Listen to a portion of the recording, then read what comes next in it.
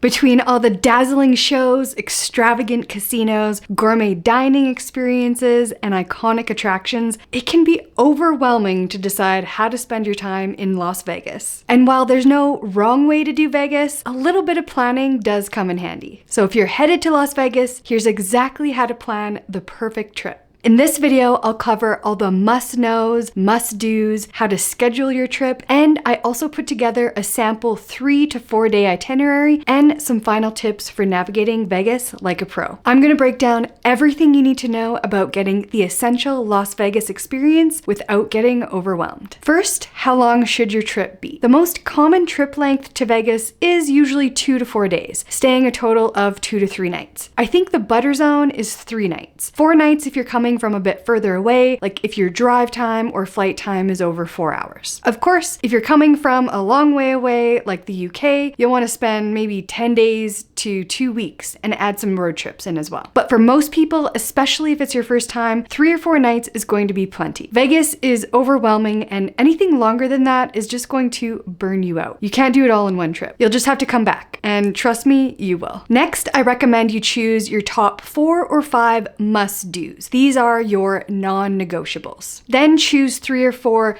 Let's try to fit them in if we have time. And depending how much of a foodie you are, pick 1 or 2 restaurants and make reservations. Some places you might have to make a reservation weeks in advance, so remember that. For the rest of your time, just leave it up to Vegas and see where it takes you. Las Vegas is not a place where you want to overplan and overschedule, but if you have any must-do, must-see, or must-eat places, you'll definitely want to book those in advance, or at the very least, block those into your schedule and then work around that. If you want some suggestions, here are some of my staple recommendations for a vacation that feels like you got a taste of everything. So number 1, of course, the best activity is walking the strip. Strolling in and out of the hotels and casinos along the strip is super fun. This might seem obvious, but this is the most Vegas touristy thing to do, and you will never be bored, especially if it's your first time. Besides each hotel and casino being uniquely themed, most of them have a free attraction. The Bellagio Conservatory is stunningly beautiful. It's an indoor garden that changes with the seasons a few times per year. Definitely want to come here for amazing photos. Caesar's Palace has gorgeous Roman replica fountains. The French-themed Paris Hotel includes iconic landmarks like the Eiffel Tower. The Venetian is a tribute to Italian opulence and captures the essence of old world Venice. Or enter into the world of King Arthur at the medieval castle-themed Excalibur Hotel. Of course, absurdity doesn't end there. Inside each hotel, there are all kinds of interesting things to do. One of my favorites is visiting the Chandelier Bar for a secret flower drink. There are hundreds upon hundreds of hidden gems and unique spots hidden all over the strip. And the best way to experience as much as possible without getting overwhelmed and without missing anything worthwhile is to do a walking tour of the strip on your first day. This way you can explore the best spots alongside a local guide who will share all the hot spots that are often missed by many tourists. This also helps you get a lay of the land and set you up for the rest of your trip. As far as other must-do experiences, I always recommend you choose one experience where you can see the strip from above. Whether that's from the Skypod observation deck at the Strat Hotel, which gives you 360-degree views of the entire city for about $20, or you can go all out in a helicopter ride and take in all the shimmering lights. Or my favorite, the High Roller observation wheel. You can go any time of day, but I do recommend visiting at night or even sunset. You can also book the happy hour experience where your pod includes an open bar. Another must-do is a show or maybe a residency. My absolute favorite show is Absinthe. It's a spicy vintage cabaret style show. It's a mix of circus acts, burlesque, acrobatics, and stand-up comedy. It's raunchy but hilarious and highly entertaining. But if you're easily offended by anything, this is not the show for you. If you want comedy, Carrot Top gets consistently high ratings, and he puts a lot of effort into each show. For Magic, Shin Lim and Matt Franco are currently the highest rated magicians. If any city knows how to do cocktails, it's Las Vegas. So if you like to indulge, you have endless choices. The Chandelier Bar, Vanderpump at either Paris or Caesars, even the Eiffel Tower restaurant if you want a view. But if you want to take it to the next level, Vegas is all about the speakeasies right now. There's the Lock Speakeasy at Horseshoe, there's Ghost Donkey at Cosmopolitan, the Underground, which is a speakeasy down below the Mob Museum downtown. There are honestly too many good ones to list. But there are actually speakeasy tours that you can take, and this is a great way to get a taste of them without having to do all the guesswork to get in. Next, the Fremont experience. This is another must-do in my opinion. One of the most frequently asked questions from people planning a trip to Vegas for the first time is if it's worth seeing Fremont Street. Fremont Street is where Las Vegas started. Before there was anything on the Las Vegas Strip, it was all about downtown Las Vegas. It's worth dedicating an entire evening of your trip, the people watching, the free light show experience, the free live music from multiple stages. Gambling is also a little less expensive, and overall it just gives more of that old school Las Vegas vibe. Getting away from the casinos, there's also all kinds of museums and quirky attractions, places like Zach Bagans' Haunted Museum or Area 15. And finally, on every trip to Vegas, I always recommend taking a break from the Strip and visiting some of the best attractions off the Strip or outside of the city. After a full day or two of the chaos, you might want to get out of town for a few hours. And you should. There are some incredible places to see surrounding Las Vegas. If you don't have a whole lot of time, spend a couple of hours roaming the Arts District. There are great craft breweries, coffee shops, fun thrift stores and vintage shops, museums, artsy murals, and more. If you want to get outside, you could go hiking in Red Rock Canyon, or I loved horseback trail riding along the Red Rocks and desert scenery. We booked a half-day tour through Viator. We went to a beautiful ranch only 45 minutes from the Strip. This is one of my favorite Las Vegas memories. So if you're interested in any of those must-do recommendations, I've left links to all my favorite tours and activities in the video description below. I recommend choosing your hotel once you've narrowed down your must-dos and the most important things you want for your trip. Sometimes your hotel's amenities or features will be a part of that. For example, if you want the best view from your hotel room, choose the Cosmopolitan. If you want the best pool, maybe choose Flamingo, MGM, or Mandalay Bay. If you want the cheapest, probably go with Luxor or Excalibur. If you want something chill and smoke-free, choose Park MGM. And remember, you don't need to splurge on your room to have a good time in Vegas. Other than that, your hotel choice doesn't really matter a whole lot as long as it's on the Strip and as long as it's not Circus Circus.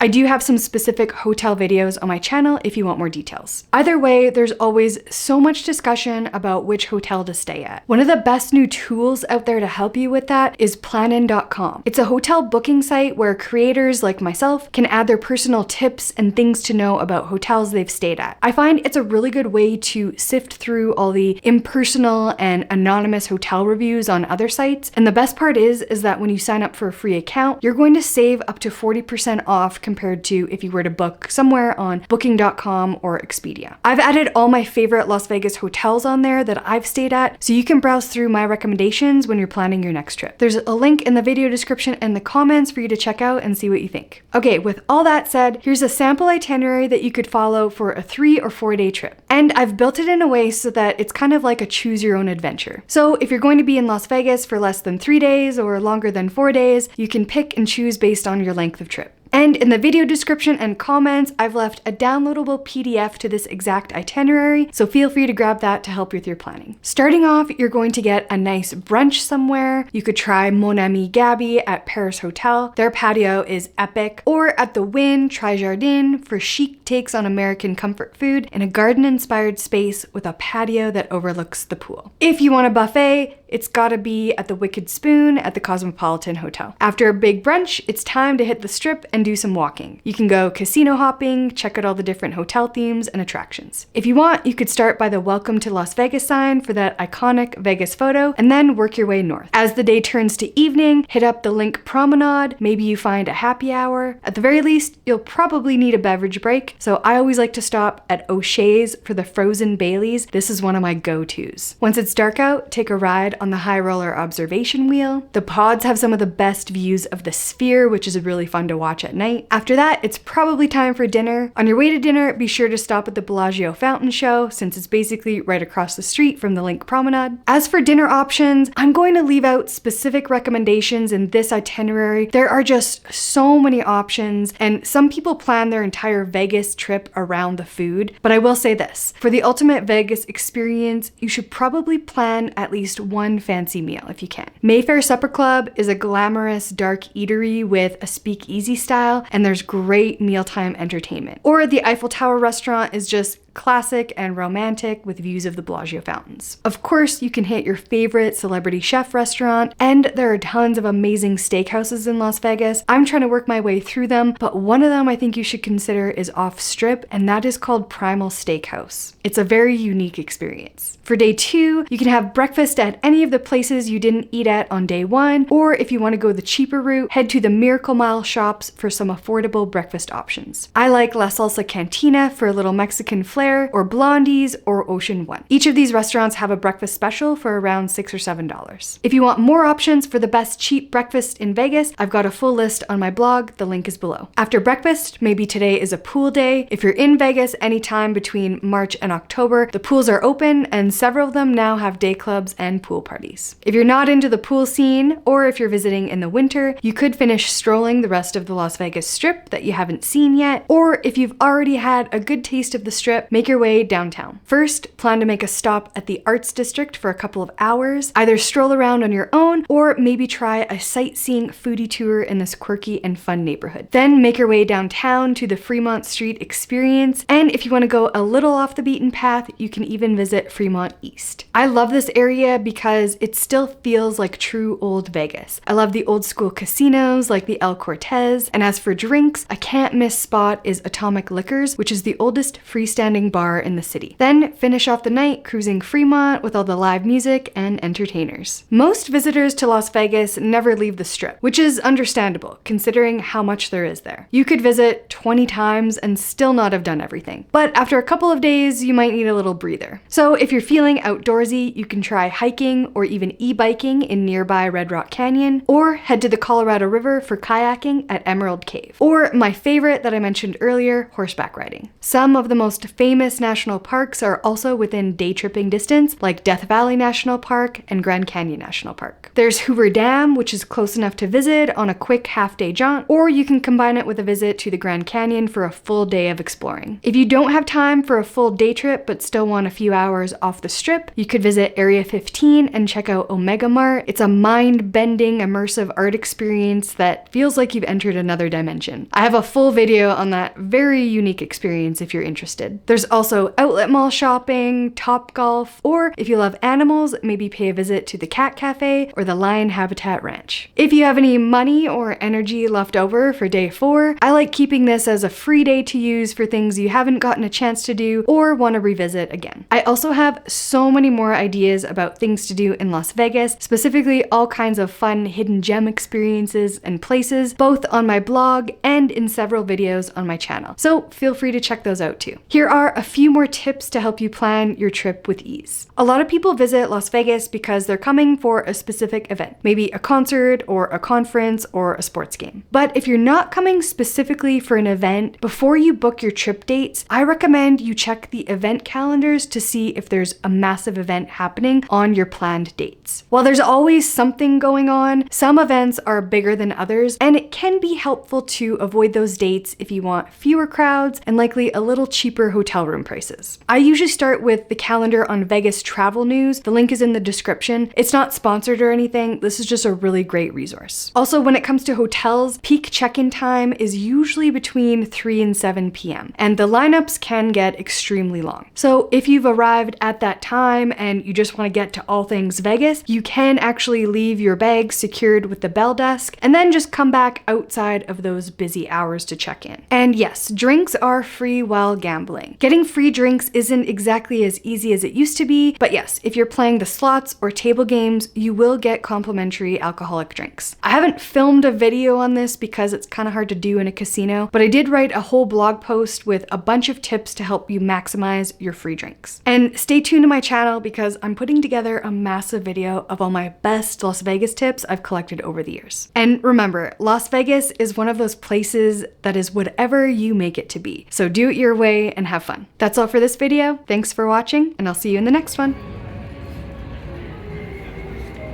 Bienvenidos. I bet you didn't know I spoke French.